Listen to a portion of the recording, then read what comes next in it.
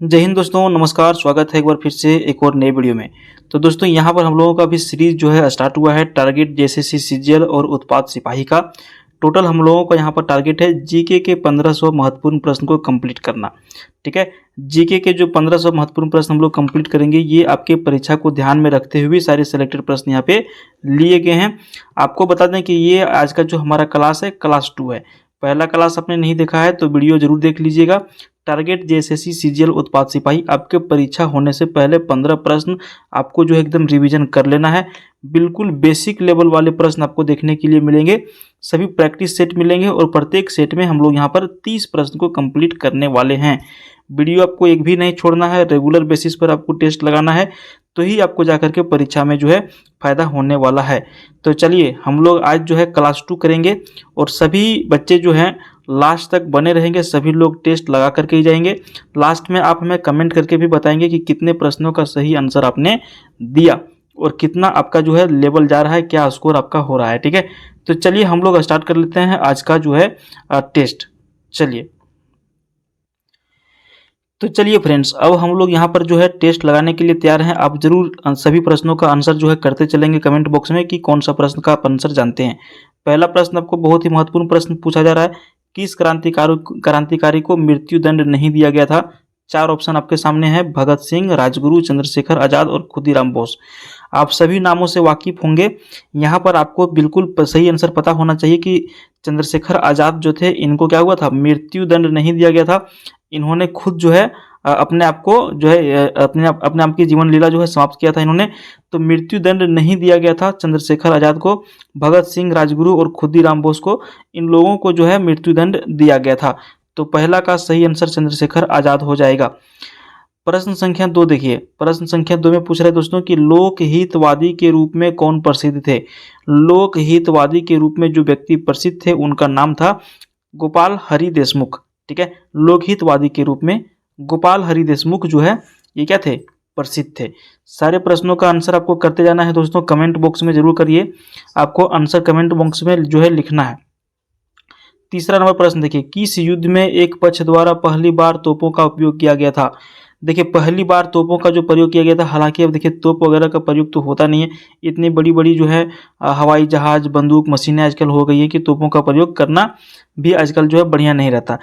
तो यहाँ पर तोप जो है उस टाइम यानी कि प्राचीन इतिहास में आप लोग पढ़े होंगे तोपों के बारे में, तोप जो है महत्वपूर्ण भूमिका निभाता था किसी भी युद्ध में।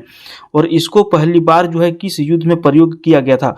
पहला यानी कि प्रश्न संख्या 3 का सही आंसर हो जाएगा पानीपत का प्रथम युद्ध जो हुआ था, उसमें पहली बार तोपों का प्रयोग किया गया था। ऑप्शन यहाँ पर देख लीजिए, खानवा का युद्ध, प्लासी का युद्ध, पानीपत का प्रथम और पानीपत का तीसरा युद्ध। तो पहला में किया गया था तोपों का प्रयोग 1526 ईस्वी में। अगला प्रश्न देखिए, बीजक जो पुस्तक है, बीजक जो ग्रंथ है, बीजक जो किताब है, इसकी रचयिता कौन है। क्या सही आंसर हो जाएगा, ऑप्शन बी, कबीर के द्वारा बीजक को जो है लिखा गया था। अगला प्रश्न देखिए, बहुत ही इंपॉर्टेंट सवाल आपका है, 1857 की क्रांति से संबंधित चर्बी युक्त कारतूसों का संबंध किस चीज से है। करेक्ट आंसर हो जाएगा 1857 की भारतीय क्रांति से। मंगल पांडे नाम के एक सेना थे। आप अगर यदि आप इनके बारे में नहीं जानते हैं तो मंगल पांडे करके एक मूवी भी है, यूट्यूब पर आपको मिल जाएगा, आप देख लीजिएगा। मंगल पांडे नाम के एक सैनिक थे जिन्होंने चर्बी युक्त कारतूसों का प्रयोग करने से मना कर दिया था। पहले होता क्या था कि कोई भी बंदूक को चलाने के लिए जो गोलियां लगती थी उसमें चर्बी वगैरह लगाए जाते थे, तो उसको जो है चलाने में सक्षम माना जाता था या फिर सक्षम होता था। तो इसको जो है मुंह में लेने से मना कर दिया था मंगल पांडे ने, और यहीं से जो है 1857 की क्रांति की शुरुआत मानी जाती है। बहुत सारे लोग इनके बारे में पढ़े होंगे। हम लोग ज़्यादा समय बर्बाद नहीं करेंगे, रिवीजन क्लास है, प्रैक्टिस सेट है, तो हम लोग बढ़ते हैं प्रश्न संख्या 6 की ओर। बहुत ही महत्वपूर्ण सवाल, रॉबर्ट क्लाइव भारत में किस रूप में आया था।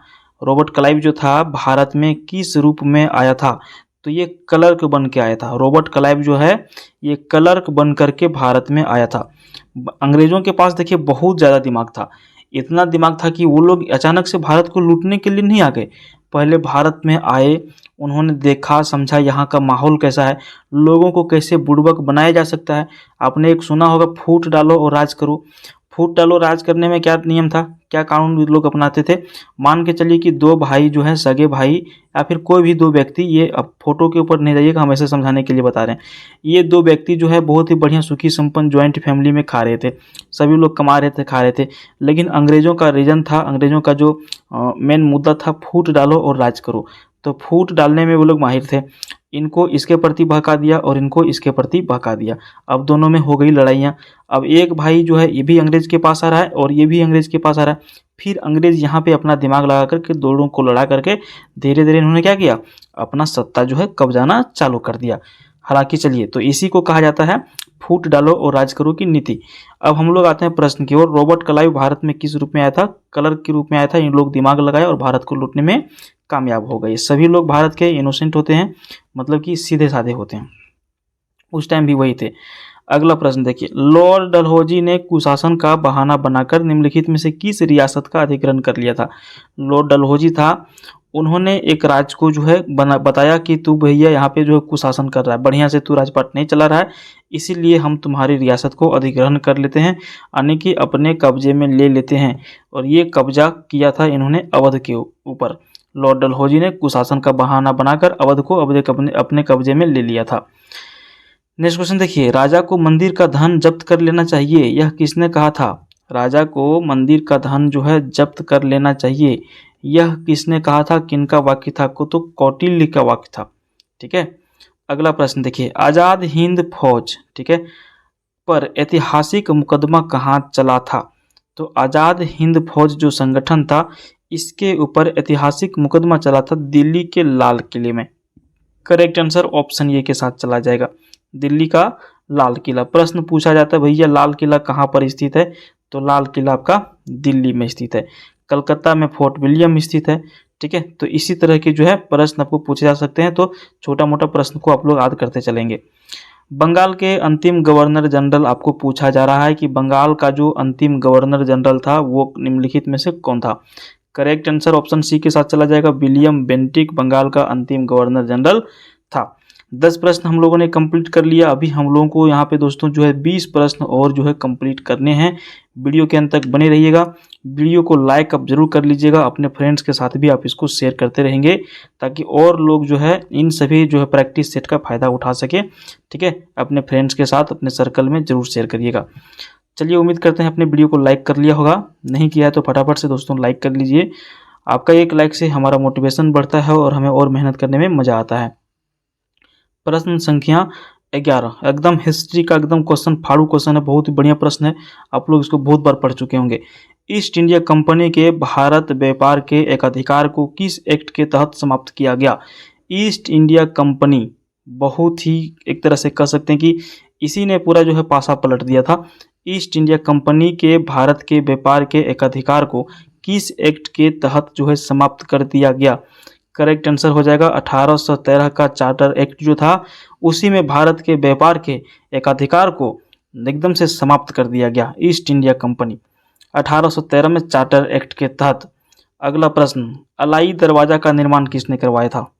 देखिए, अलाई दरवाजा का निर्माण करवाया गया था यहाँ पर आपका अलाउद्दीन के द्वारा। ठीक है। अलाई दरवाजा का निर्माण अलाउद्दीन के द्वारा करवाया गया था। चलिए आगे बढ़ते हैं प्रश्न संख्या 13 की ओर।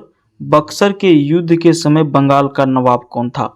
बक्सर का जब युद्ध हुआ उस टाइम बंगाल का नवाब आपको पूछा जा रहा है कौन था, तो मीर जाफर उस टाइम यहाँ का बंगाल का क्या था, नवाब था। बक्सर का जब युद्ध हुआ मीर जाफर जो है बंगाल का नवाब था। अगला प्रश्न, शिवाजी ने मुगलों को अपना 3/4 राज्य किस संधि के द्वारा दिया था। तो देखिए, शिवाजी भी जो है ना बहुत ही फेमस आदमी थे। बहुत दिन तो इन्होंने मुगलों को अपने जो है बस में करके रखा था, जीतने का नाम ही नहीं दे रहा था इन्होंने कि मुगलों को ये लोग जो है मुगल लोग जो है शिवाजी को हरा नहीं पा रहे थे। बहुत ये चालाक और बहुत ही फुर्तीला व्यक्ति थे शिवाजी। तो इन्होंने जो है मुगलों को अपना 3/4 राज्य किस संधि के तहत दे दिया। संधि मतलब क्या हो गया, संधि मतलब एक हो गया समर्पण, आप किसको कह सकते हैं, समर्पण। ठीक है, कि आपने भैया सरेंडर कर दिया, कुछ संधि हुई, कुछ एग्रीमेंट्स हुआ, कुछ मीटिंगों में के माध्यम से आपको वो राज्य जो है दे देना पड़ा। तो वही इसमें पूछ रहा है कि कौन सा। तो पुरंदर का जो संधि हुआ था, इसमें इन्होंने अपने 3/4 राज्य को क्या किया था, मुगल को दे दिया था। चलिए, इतिहास पढ़िएगा तो बहुत ही खराब है, बहुत ही गंदा इतिहास है हम लोगों का, धीरे धीरे बदल रहा है। अगला प्रश्न देखिए, साहिब दीवाने बंदगान संबंधित था। तो ये एक वर्ड जो है हो, चलिए हम इसको हटा लेते हैं थोड़ा सा। देखिए, साहिबे दीवाने बंदगान संबंधित था किस क्षेत्र से, दासों से संबंधित था। दासों से, बंदगान, बंद मतलब क्या हो गया भैया, दास क्या हो गया, दास हो गया, बंधुआ मजदूर एक तरह से कह सकते हैं। ठीक है, क्या कह सकते हैं, बंधुआ मजदूर। दास लोग कौन था, राजा लोग जो है अपने आप अपने मन से किसी भी व्यक्ति को उठा करके राजमहल में ले आया, उससे काम करवाया, तो वो दास हो गया। तो वही था, ये वर्ड खाली चेंज है, वर्ड सिर्फ चेंज है। साहिबे दीवाने बंदगान दासों से संबंधित था, क्या समझे। चलिए अगला प्रश्न देखिए, मयूरभंज, क्योंझर तथा सुंदरगढ़ की लौह खदानें किस राज्य में स्थित है। ठीक है, प्रश्न क्या पूछ रहा है कि मयूरभंज, क्योंझर तथा सुंदरगढ़ की लौह खदानें जो है किस राज्य में स्थित है। करेक्ट आंसर क्या हो जाएगा, ऑप्शन बी हो जाएगा, उड़ीसा। करेक्ट आंसर उड़ीसा हो जाएगा। किस सागर का तट नहीं है, कौन सा सागर ऐसा है जिसका तट है ही नहीं, तट मतलब क्या, साइड। ठीक है, करेक्ट आंसर क्या हो जाएगा, सारगासो का जो सागर है इसका कोई तट नहीं है। नेक्स्ट क्वेश्चन देखिए, बृहत ज्वार कब आता है। ठीक है, बृहत मतलब क्या, बृहत मतलब बड़ा, तो बृहत ज्वार जो है ये कब आता है। करेक्ट आंसर हो जाएगा, जब सूर्य तथा चंद्रमा एक सीधी रेखा में होते हैं तब जाकर के क्या होता है, बृहत ज्वार आता है। ज्वार और भाटा आप समझ रहे होंगे। ठीक है, तो जब सूर्य और चंद्रमा एक सीधी रेखा में होते हैं उसी टाइम यहाँ पर जो है बृहत ज्वार आता है। कौन सा ग्रह सूर्य का चक्कर सबसे कम समय में लगा लेता है। कौन सा ग्रह जो है सूर्य का चक्कर सबसे कम समय में लगा लेता है, बुध बिल्कुल करेक्ट आंसर हो जाएगा। अच्छा, इस बात को समझिए, कभी कंफ्यूज नहीं करिएगा। ठीक है, मान के चलिए ये सूर्य हो गया। ठीक है, ये क्या हो गया, सूर्य हो गया। तो जो ग्रह इसके सबसे नज़दीक में है वही तो सबसे पहले क्या करेगा, अपना चक्कर को पूरा करेगा। तो सूर्य के सबसे नज़दीक ग्रह कौन सा है, बुध है। ठीक है, तो सबसे जल्दी कौन सा ग्रह यहाँ पे जो है चक्कर लगा लेगा, तो बुध लगा लेगा। तो इसको आपको कन्फ्यूज करना ही नहीं है। कौन सा ग्रह जो है सूर्य का चक्कर सबसे कम समय में लगा लेता है भैया, बुध, क्योंकि ये सबसे नज़दीक में है। सबसे नज़दीक में जो है वही सबसे जल्दी क्या करेगा, ग्रह का चक्कर लगाएगा, सूर्य का चक्कर लगाएगा। संसार की सबसे ऊंची सड़क कहाँ पर स्थित है, बहुत ही इंपॉर्टेंट सवाल है।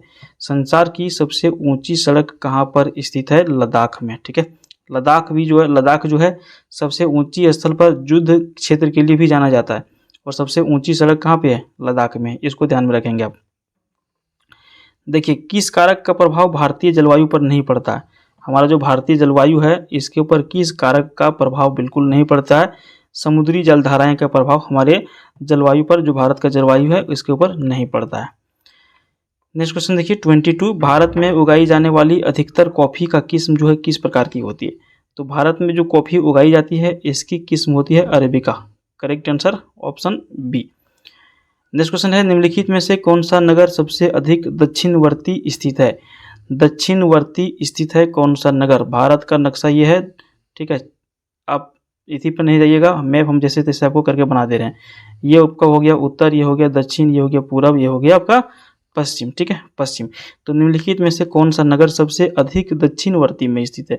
23 करेक्ट आंसर रायपुर हो जाएगा। ठीक है, सबसे अधिक दक्षिण में कौन सा है, तो भैया रायपुर लगभग राउंड फिगर में इधर है, तो ये क्या हो गया, सबसे अधिक दक्षिण में है।